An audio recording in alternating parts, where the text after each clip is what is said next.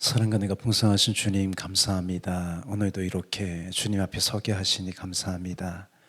아버지 하나님, 우리 인생 가운데 주님밖에 없습니다. 주님만 의지합니다. 주님만 찬양합니다. 주님만 믿고 나아갑니다. 주님 우리를 붙잡아 주시고 주님 의의 길로 생명의 길로 인도하여 주옵소서. 감사하고 예수님의 이름으로 기도합니다. 아멘. 할렐루야. 오늘 시 80편 볼 차례입니다. 우리 함께 읽겠습니다. 요셉을 양떼같이 인도하시는 이스라엘의 목자여, 귀를 기울이소서. 그룹 사이에 좌정하신 이여, 빛을 비추소서. 에브라임과 베냐민과 므낫세 앞에서 주의 능력을 나타내사 우리를 구원하러 오소서. 하나님의 우리를 돌이키시고 주의 얼굴빛을 비추사 우리가 구원을 얻게 하소서. 만군의 하나님 여호와여, 주의 백성의 기도에 대하여 어느 때까지 노하시리이까? 주께서 그들에게 눈물의 양식을 먹이시며 많은 눈물을 마시게 하셨나이다. 우리를 우리 이웃에게 다툼거리가 되게 하시니 우리 원수들이 서로 비웃나이다. 만군의 하나님이여, 우리를 회복하여 주시고 주의 얼굴에 광채를 비추사 우리가 구원을 얻게 하소서. 주께서 한 포도나무를 애굽에서 가져다가 민족들을 쫓아내시고 그것을 심으셨나이다. 주께서 그 앞에 가꾸셨으므로 그 뿌리가 깊이 박혀서 땅에 가득하며 그 그늘이 산들을 가리고 그 가지는 하나님의 백향목 같으며 그 가지가 바닥까지 뻗고 넝쿨이 강까지 미쳤거늘 주께서 어찌하여 그 담으로 하시사 길을 지나가는 모든 이들이 그것을 따게 하셨나이까? 숲속의 멧돼지들이 상해하며 뒷짐승들이 먹나이다. 만군의 하나님이여, 구하옵나니 돌아오소서. 하늘에서 굽어보시고 이 포도나무를 돌보소서. 주의 오른손으로 심으신 줄기여, 주를 위하여 힘있게 하신 가지니이다. 그것이 불타고 배임을 당하며 주의 면척으로 말미암아 멸망하오니 주의 오른쪽에 있는 자 곧 주를 위하여 힘있게 하신 인자에게 주의 손을 얹으소서. 그리하시면 우리가 주에게로 물러가지 아니하오리니 우리를 소생하게 하소서. 우리가 주의 이름을 부르리이다. 만군의 하나님 여호와여, 우리를 돌이켜 주시고 주의 얼굴의 광채를 우리에게 비추소서. 우리가 구원을 얻으리이다. 아멘. 시 80편은요 전형적인 공동체 탄원시예요. 그래서 4절에서 주의 백성의 기도에 대하여 라고 기도하는 거예요. 특징을 보면 이스라엘을 망가진 포도원에 비유하여 다시 과거의 영광으로 회복되기를 바라는 기도입니다. 부흥이라는 것은 다시 과거의 영광으로 소생하고 회복되는 것이죠. 예수님께서 에베소 교회를 향해 다시 부흥, 리바이벌 하라고 하셨어요. 계시록 2장 4절 5절입니다. 그러나 너를 책망할 것이 있나니 너희 처음 사랑을 버렸느니라. 그러므로 어디서 떨어졌는지를 생각하고 회개하여 처음 행위를 가지라. 만일 그리하지 아니하고 회개하지 아니하면 내가 내게 가서 내 촛대를 그 자리에서 옮기리라. 예수님께서요 에베소 교회의 부흥을 바라셨던 것처럼 시 80편은요 공동체의 부흥을 위한 기도라고 할 수 있습니다. 그래서 이 80편은요 우리나라와 또 교회와 공동체와 또 나를 향한 그 부흥의 기도가 담겨 있는 거예요. 이런 부흥의 관점으로 80편을 보면 될 것 같아요. 본문을 이제 보겠습니다. 1절과 3절이 한 단락입니다. 이렇게 시편을 단락별로 보는 이유는요, 시편은요 시이자 노래이기 때문이에요. 시에는 연이 있죠. 연. 노래에도 절이 있어요. 또 후렴이 있습니다. 이렇게 명확하게 구분이 되어 있어요. 처음 1절에서 3절은요 하나님을 향한 부름이에요. 우리 1절을 보면 하나님을요 세 가지 모습으로 부르는 거예요. 이렇게 되어 있습니다. 요셉을 양떼같이 인도하시는 이스라엘의 목자여, 귀를 기울이소서. 그룹 사이에 자정하시니여, 빛을 비추소서. 첫 번째, 요셉을 양떼같이 인도하시는 분이세요. 이 요셉의 이름 속에는요 과거 이스라엘이 이집트에서 살 때를 말하는 거예요. 시인이 이집트에서 구원하시고 또 광야의 여정을 이끌었던 그 하나님의 이름을 부르는 거예요. 두 번째, 이스라엘의 목자예요. 이스라엘의 목자라는 말은요, 구약에서 이것뿐이에요. 목자는 양의 생존과 직접 관련되어 있어요. 먹을 것을 공급하고 안전한 길로 보호하고 인도하시는 거죠. 세 번째, 그룹 사이에 자정하여 빛을 비추시는 분이에요. 이것은 이스라엘이 하나님과 언약을 맺은 것을 확인시켜주는 하나님의 임재가 있었던 언약궤죠. 이 언약궤는요, 하나님이 이스라엘과 함께 하신다는 상징이었습니다. 과거 이스라엘은요, 언약궤를 앞세워 가나안을 정복할 수 있었어요. 또 하나님이 세상을 창조하실 때 빛을 처음 만든 것처럼 이 세 번째 부름 속에는요, 이스라엘을 비추는 영광은 오직 하나님뿐이라는 고백이 들어있습니다. 다음 2절에서 세 지파를 언급하는데요, 에브라임과 므낫세는 요셉의 두 아들이고요, 베냐민은 요셉의 동생이었어요. 우리 2절 볼까요? 에브라임과 베냐민과 므낫세 앞에서 주의 능력을 나타내사 우리를 구원하러 오소서. 시인은요, 특별히 이 세 지파를 지명하면서 기도하는 거예요. 이 세 지파를 통하여 온 이스라엘이 부흥되기를 기도하는 거예요. 다음 3절은요, 80편에서 세 번이나 반복되는 후렴구예요. 우리 3절 볼까요? 하나님의 우리를 돌이키시고 주의 얼굴빛을 비추사 우리가 구원을 얻게 하소서. 이 부흥의 주체는 빛 되시는 하나님이시라는 고백이죠.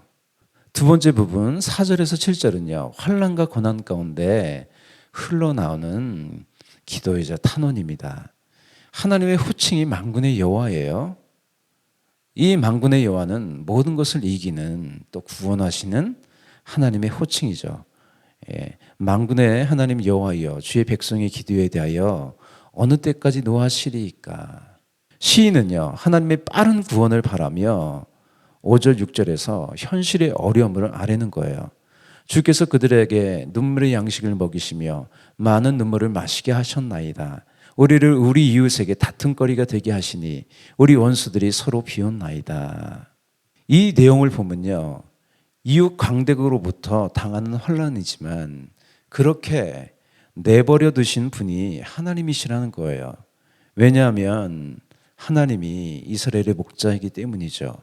우리에게 여러 가지 이유로요, 시련이 다가올 수 있습니다. 그것이 나의 죄 때문이든 나를 훈련하고 연단하시든 이렇게 시인과 같이 고통을 아뢰는 기도가 있어야 고난의 이유도 알게 되고요, 하나님의 때까지 연단을 잘 견딜 수 있는 힘이 생기는 거예요.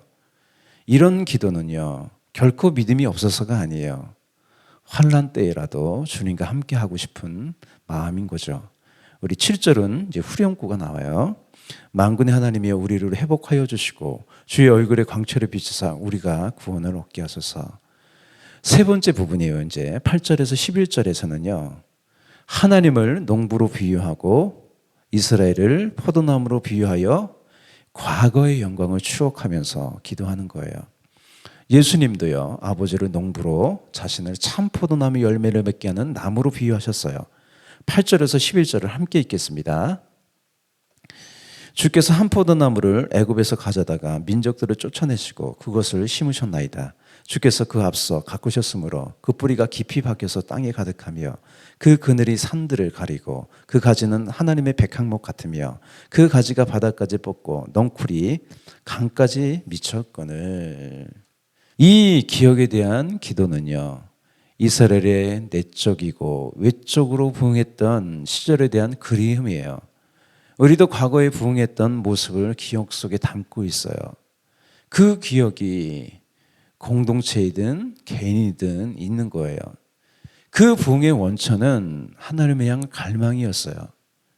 그 갈망이 점점 사라져가는 이때입니다. 여러분, 산상수훈이 신앙의 기본이잖아요. 처음에 예수님께서 심령이 가난한 자는 복이 있다고 하셨어요. 이것이 무엇을 말씀하시는 걸까요? 주님을 갈망하는 자가 복이 있다는 거예요. 갈망하는 자에게 하나님 나라가 임하는 거예요. 다음 달 볼 텐데요, 12절에서 15절은 과거의 영광과 현재의 안타까운 모습이 대조되어 있어요. 포도원에 짐승이 들어와서 나무를 해치는 거예요. 여기서 들짐승은요, 기어다니는 곤충이에요. 이 말은요, 더 정확하게 말하면 이스라엘이요, 울타리를 헐었고 멧돼지와 들짐승을 키웠다는 거예요. 이것은요, 이스라엘이 먹어서는 안 되는 음식이에요. 울타리가 헐렸다는 것은요, 거룩함, 구별됨을 상실했다는 거예요.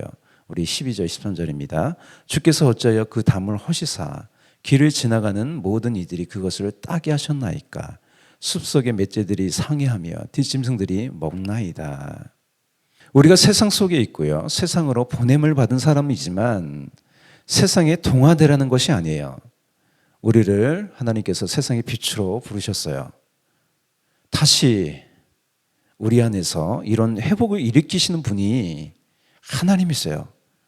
다시 우리 손으로 구별된 담을 쌓게 하시는 분도 하나님이세요. 우리 14절 15절 볼게요.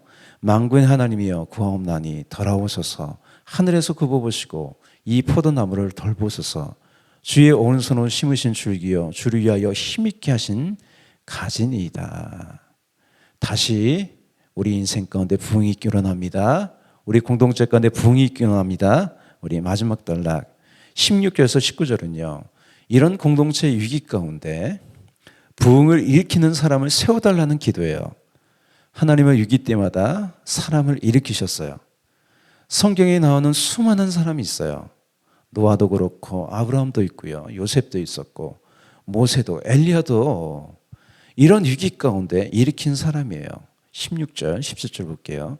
그것이 불타고 배임을 당하며 주의 면책으로 말미암아 멸망하오니 주의 오른쪽에 있는 자 곧 주를 위하여 힘있게 하신 인자에게 주의 손을 얹으소서. 이 17절의 기도는요, 공동체를 이끄는 그 리더, 지도자를 위한 기도죠. 다음 18절은요, 찬양의 맹세예요. 우리 18절 한번 볼까요?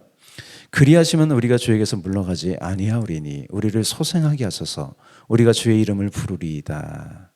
여기서 우리가 주의 이름을 부르리이다 라는 고백은요, 시편에서 자주 언급돼요. 관역과 같은 예배의 언어예요. 오직 하나님만을 섬기고 따르겠다고 또 전하겠다는 그 다짐의 고백이고 찬양입니다. 이제 이 시의 마지막 19절은요, 이 80편에 이제 이 시의 마지막 19절은요, 80편의 후렴구예요. 우리 19절 보겠습니다. 만군의 하나님 여호와여 우리를 돌이켜주시고 주의 얼굴의 광철을 우리에게 비추소서. 우리가 구원을 얻으리이다. 아멘. 오직 부흥의 주체는요, 하나님이세요. 더 구체적으로 말한다면 이 80편에서 언급한 오늘날 주의 오른쪽에서 역사하시는 분은요, 성령님이세요. 우리 가운데, 이 그룹 가운데 좌정하신 분 성령님이세요. 예수님께서요, 제자들과 이별하면서 성령님을 지시하셨고요, 성령님에 대하여 이렇게 말씀하셨어요. 그러나 진리의 성령이 오시면 그가 너희를 모든 진리 가운데로 인도하시리니 그가 스스로 말하지 않고 오직 들은 것을 말하며 장래일을 너희에게 알리시리라. 이 그러나는 예수님의 승천 이유죠. 그러므로 여러분, 부흥을 꿈꾸십니까? 부흥을 바라보십니까? 오직 성령의 충만을 받으십시오. 그러면 여러분도 부흥하고요, 여러분이 속한 공동체의 부흥을 이끄는 사람이 될 수 있습니다. 할렐루야. 우리 기도하겠습니다. 사랑과 은혜가 풍성하신 주님 감사합니다. 우리가 부흥을 바라봅니다. 다시 하나님의 영광을 바라봅니다. 주님, 이 자리 가운데, 이 공동체 가운데, 우리 마음 가운데 다시 부흥을 주시옵시고 하나님을 향한 갈망이 다시 일어나게 하여 주옵소서. 주를 향한 소망이 다시 일어나게 하시고 또 주님의 영광을 높이 노래하는 그 찬양의 열기가 다시 회복되게 하여 주옵소서. 오늘도 이끌어 주시니 감사하고 찬양하며 예수님의 이름으로 기도합니다. 아멘.